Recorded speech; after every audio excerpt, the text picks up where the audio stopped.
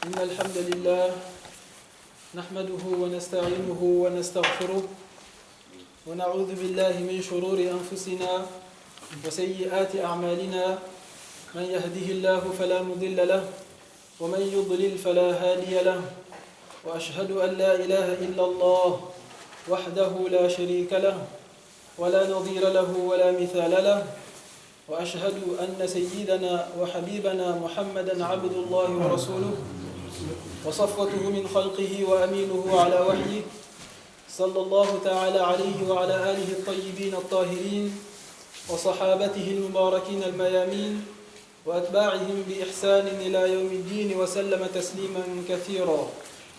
عباد الله، أوصيكم ونفسي الخاطئة بتقوى الله العظيم ولزوم طاعته كما أحذركم وأحذر نفسي من عصيانه ومخالفة أمره لقوله سبحانه وتعالى من قائل من عمل صالحا فلنفسه ومن أساء فعليها وما ربك بظلام للعبيد.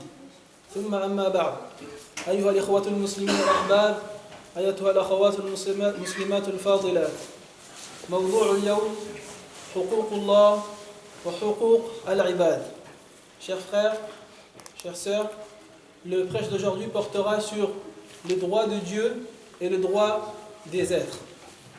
قال الله تعالى في المحكم تنزيل بعد أعوذ بالله من الشيطان الرجيم بسم الله الرحمن الرحيم وسارعوا إلى مغفرة من ربكم وجنة عرضها السماوات والأرض أعدت للمتقين الذين ينفقون في السراء والضراء والكاظمين الغيظ والعافين عن الناس والله يحب المحسنين. Donc dans la sourate 3, le verset 133, Allah nous dit: et concourez-vous au pardon d'Allah et au jardin large comme les cieux et la terre, préparés pour les pieux. Ensuite il nous dit: qui font largesse dans la bonne et la mauvaise fortune, c'est-à-dire ceux qui donnent lorsqu'ils ont peu ou ils ont beaucoup, ils donnent, ils dépensent. Donc لماذا قدم الله سبحانه وتعالى في هذه الخصلة أو في هذه الآية الخصلة التي تتعلق بعلاقة الإنسان مع العباد؟ في هذه الآية بعدما وصفهم بالمتقين والمغفورين قال الذين ينفقون في السراء والضراء. Donc dans le premier verset, une fois qu'Allah a dit que ce paradis est préparé pour les pieux, il a enchaîné directement en nous disant et qui font largesse dans la bonne et la mauvaise fortune. إذن قضية المتقين تتعلق بالآخرين أي بمساعدة المحتاجين. Donc une des caractéristiques des pieux, c'est le fait de donner dans la largesse, de faire largesse dans la bonne ou la mauvaise fortune. Je me permets de mettre une parenthèse ici. L'association vient me dire qu'ils sont dans un projet pour acheter une salle ou un local et on a besoin de votre participation afin d'avoir cette salle ou ce local. Et on peut trouver ce local dans le 13e, donc on a besoin aussi de votre connaissance. Et la semaine prochaine, il y aura un projet qui sera mis en place, c'est-à-dire il y aura une transaction, les gens qui auront participé, ça sera écrit et la somme qu'on aura collectée aussi sera propagée. Donc on aura besoin de votre participation pour cet achat de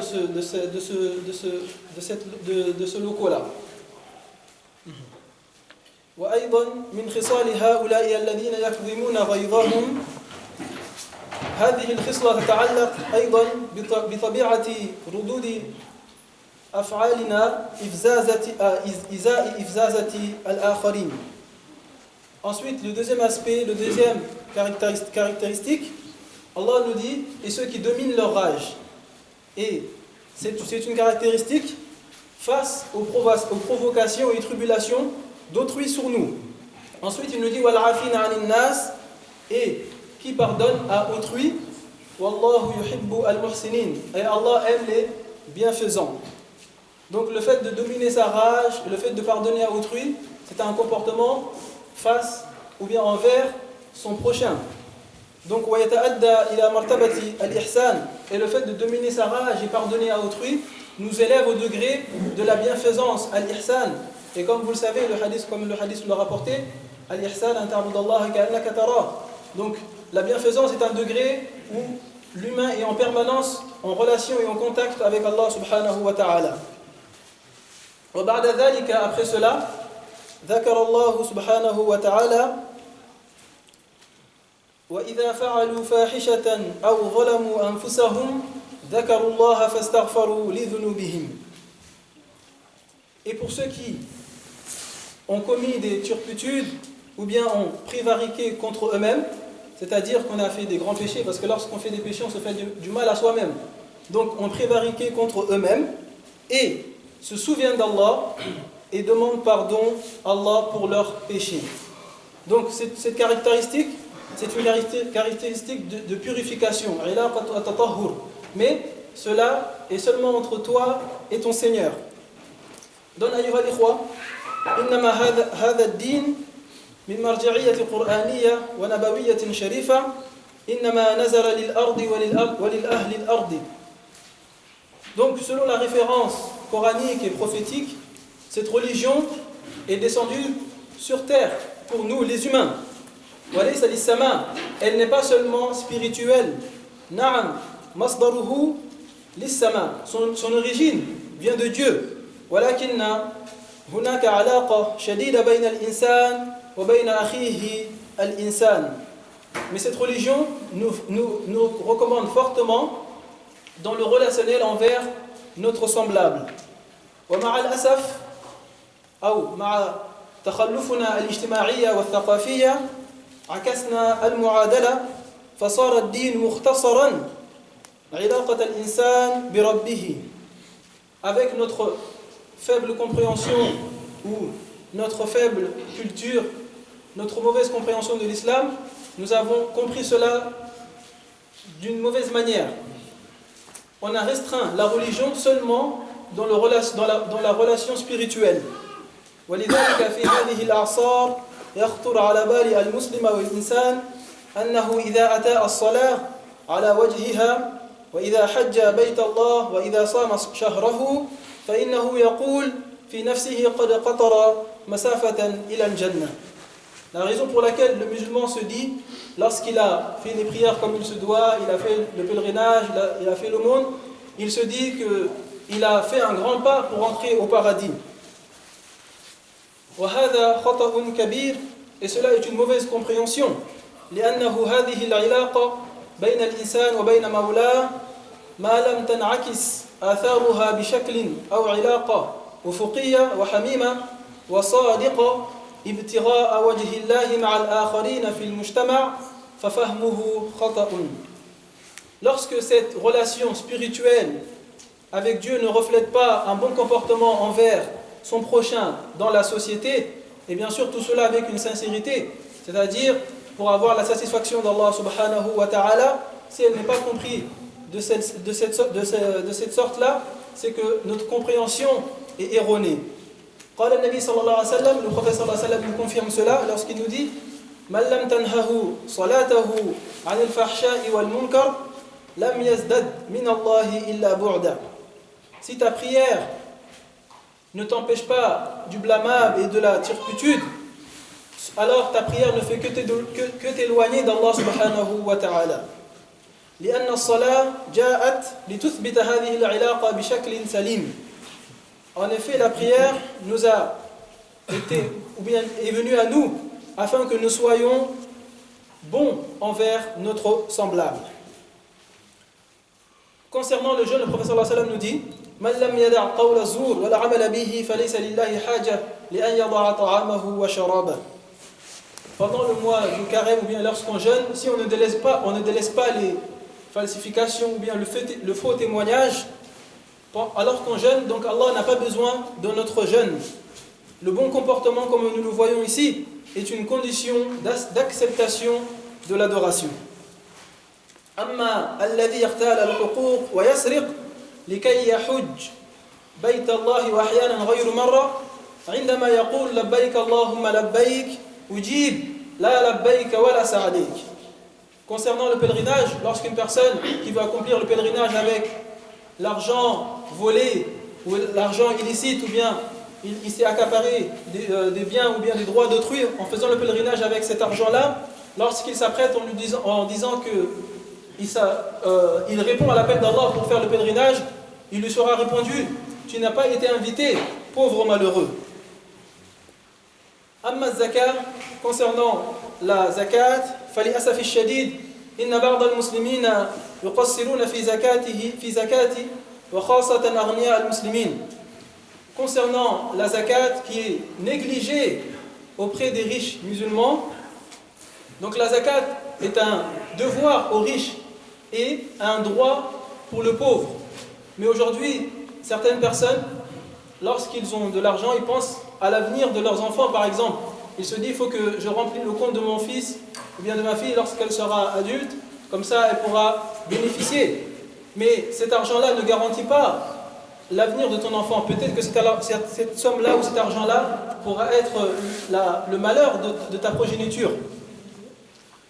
Alors que la zakat, comme le Coran nous le dit, inna zakat khudh min amwalihim sadaqatan tutahhiruhum. La zakat est une purification et une purification et une bénédiction. Et le monde est instable aujourd'hui parce que l'argent est entre la main des égoïstes. Ensuite, al-hadith alladhi akhrajahu al-Hakim, dans un hadith qui nous a été authentifié par al-Hakim, rapporté par Aïcha, le prophète sallallahu alayhi wa sallam nous dit: ad-dawawinu yawm al-qiyamati thalatha. Il y aura trois manières ou trois sortes de jugement le jour dernier, c'est-à-dire on sera jugé de trois manières. La première, diwanun la yaghfirullahu minhu shay'a.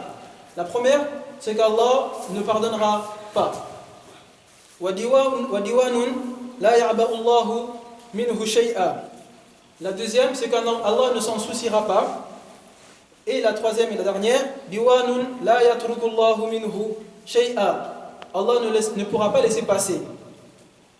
فأما الديوان لا يغفر الله منه شيئا فالشرك بالله والعياذ بالله. Donc la première manière dont sera jugé, c'est dont Allah ne pardonnera pas, c'est le fait d'associer Allah, comme le verset nous dit: Inna Allah la yaghfiru an yushraka bihi wa yaghfiru ma duna dhalik liman yasha. Dieu ne pardonne pas qu'il lui soit associé. En deçà, il pardonne à qui il veut. Amma diwan la ya'ba'u Allahu shay'a. La deuxième manière dont sera jugé, dont Allah ne s'en soucie pas, yatasamah jiddan, et Allah est très clément dans cette manière de jugement.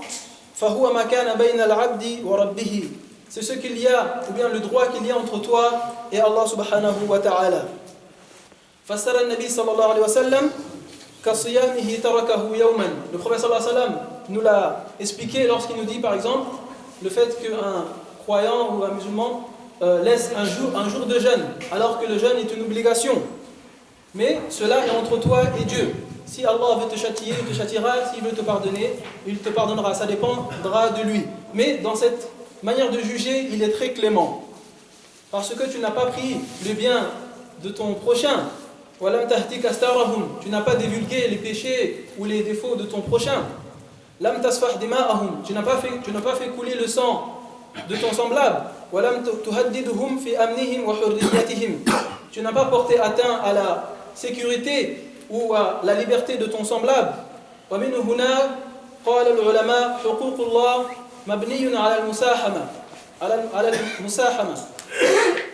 De là, les savants ont dit que le droit entre l'humain et Allah est basé sur la clémence.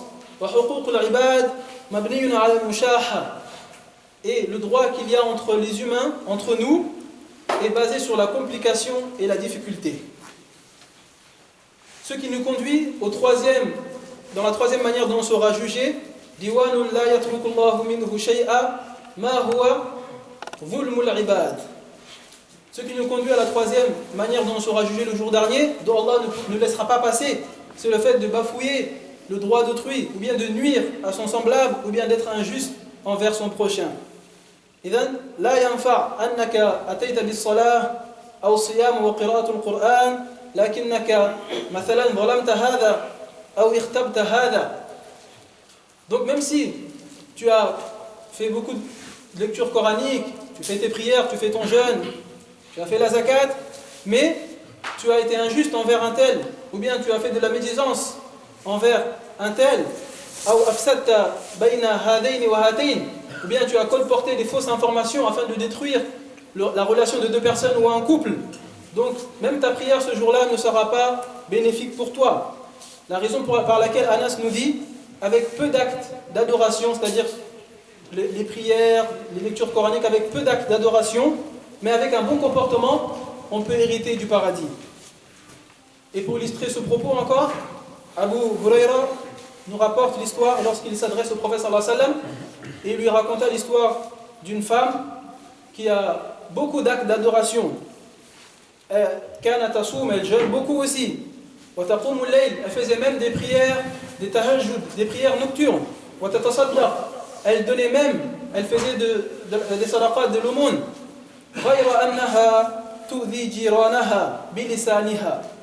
Mais elle nuit à ses voisins avec la langue, juste avec la langue. Et le prophète sallallahu alayhi wa sallam a dit à Abu Huraira, akhbiruha annaha fin nar. Dis-lui qu'elle se réjouisse de l'enfer. Où sont ces actes d'adoration ici? Cela n'a pas été bénéfique pour elle. لأن المقصود بالعبادة أصلا أن تجعلنا إنسانا وذو خلق عال وكبير. Donc le but de l'adoration, c'est avant tout qu'on soit humain et doté d'un énorme et un bon comportement. وذكر امرأة أخرى ولم يذكر أشياء كثيرة من عبادتها. Ensuite Abu Huraira poursuit et lui raconte au prophète sallallahu alayhi wa sallam les caractéristiques d'une autre femme qui ne pratique pas beaucoup d'actes d'adoration, elle fait seulement le nécessaire et l'obligation. إلا أنها تحسن إلى جيرانها وتتصدق بها بأجزاء يسير. Sauf qu'elle est bienveillante envers ses voisins. Parfois elle donne des choses qui n'ont pas beaucoup de valeur, comme du fromage. قال النبي صلى الله عليه وسلم, le prophète sallallahu alayhi wa sallam lui a dit بشروها أنها في الجنة. Le prophète sallallahu alayhi wa sallam a dit à Abu Huraira, dis à cette femme qu'elle se réjouisse du paradis. رأيتم أيها الإخوة خلق ومعاملة الإحسان إلى الناس. Donc un bon comportement et le fait d'être bienveillant envers son semblable. وأن تسعى للناس بوجهك, ne serait-ce de accueillir ton prochain avec un visage accueillant. أو بابتسامتك, avec un sourire. وتكف عن شرك, et tu les évites de leur faire ton mal. وأن تبذلهم المعروف, et tu leur fais du bien. هذه صفة بالمسلم الحقيقي والكامل. Cela est la caractéristique d'un bon musulman complet. Le prophète sallallahu alayhi wa sallam nous dit dans Bukhari et Muslim et d'autres, Al-Muslim man salima al-muslimina min lisanihi wa yadihi. Le musulman est celui qui ne fait pas du mal à son prochain, ne serait-ce que par la langue ou bien par les mains. Ensuite il nous dit wal muhajir man hajara ma naha Allahu anhu. Et le vrai immigrant, ce n'est pas celui qui voyage d'un pays à un autre, mais c'est celui qui s'éloigne de ce que Allah a interdit. قال النبي صلى الله عليه وسلم ثلاث مرار والله لا يؤمن والله لا يؤمن والله لا يؤمن. Le prophète sallallahu alayhi wa sallam répéta 3 fois, en jurant, ne sera jamais croyant, ne sera jamais croyant. Et les compagnons ont demandé au prophète sallallahu alayhi wa sallam, quelle sorte de personne parles-tu? قال الذي لا يؤمن جاره بوائقه. C'est ne sera jamais croyant une personne qui crée ou bien qui fait des problèmes à ses voisins. ليس كافرا, il n'est pas mécréant bien sûr, mais il n'a pas la foi complète ou bien il ne sera pas musulman parfaitement ou totalement tant qu'il n'aura pas délaissé ce mauvais comportement-là et cette mauvaise attitude-là. قال صلى الله عليه وسلم, le prophète صلى الله عليه وسلم nous dit لقد رأيت رجلا يتقلب في بحبوحة الجنة. Le prophète sallallahu alayhi wa sallam a vu un homme se réjouir d'une jouissance énorme au paradis. Mais qu'avait fait cet homme-là?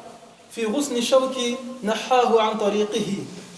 Il a juste enlevé une épine dans le trottoir. C'est une action qu'on minimise tous. Mais cela peut nuire à son semblable, peut nuire à un aveugle, ou bien à une femme enceinte, ou bien une personne âgée, ou bien tout simplement à un passant et un être humain comme lui. Donc, avec cette action-là, Allah l'a remercié. فَشَكَرَ اللَّهُ لَهُ فَغَفَرَ اللَّهُ لَهُ. Et Allah l'a pardonné. فَأَدْخَلَهُ الْجَنَّةِ. Et Allah l'a accordé de son paradis. Wallahu shakurun ayyuha al-ikhwa.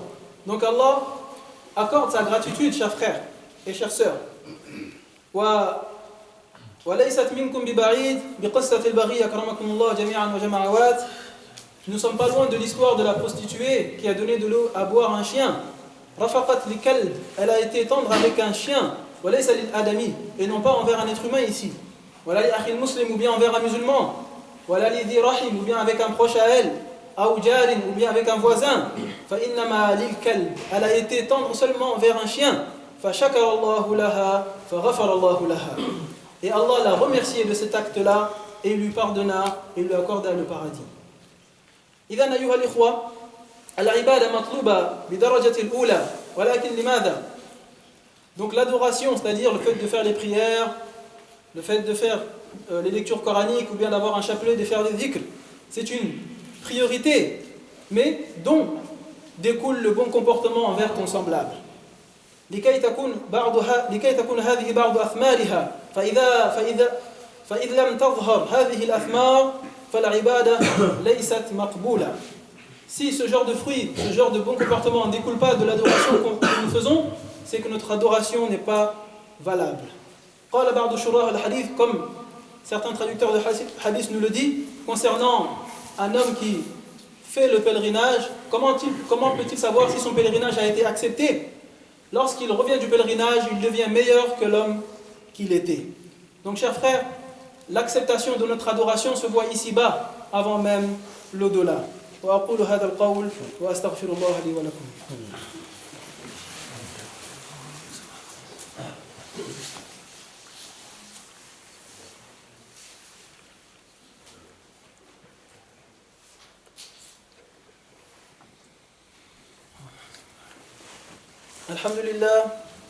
الحمد لله الذي يقبل التوبة عن عباده ويعفو عن السيئات ويعلم ما تفعلون ويستجيب الذين آمنوا وعملوا الصالحات ويزيدهم من فضله والكافرون لهم عذاب شديد وأشهد أن لا إله إلا الله وحده لا شريك له وأشهد أن محمدا عبد الله ورسوله أما بعد كما ثبت في صحيح مسلم عن أبي هريرة حديث المفلس, un hadith qui nous a été authentifié par Muslim, rapporté par Abu Huraira, le hadith du défaillant. C'est le croyant qui arrive le jour dernier avec beaucoup d'actes d'adoration, avec le jeûne, les prières, le pèlerinage, la zakat et tant d'autres. وَلَكِنَّهُ كَانَ يُؤْذِي النَّاسِ